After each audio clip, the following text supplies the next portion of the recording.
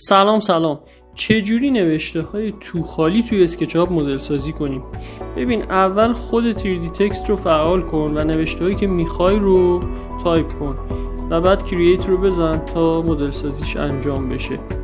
بعد بیا اونها رو کاملا روی مدلی که میخوای از داخلش خالی کنی فیتشون کن. مثلا اینجا من یک سری مکعب مستطیل صفحه‌ای شکل دارم که میخوام یه سری عدد رو از روش خالی کنم.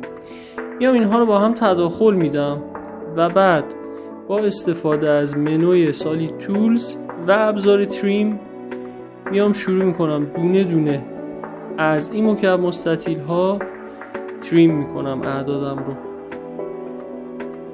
تریم هام که تموم شد، مدل اصلی تایپ شدم رو پاک میکنم. منوی سالید تولز رو میتونی خیلی راحت با راست کلیک کردن روی منوهای اسکچاپ فعال کنی.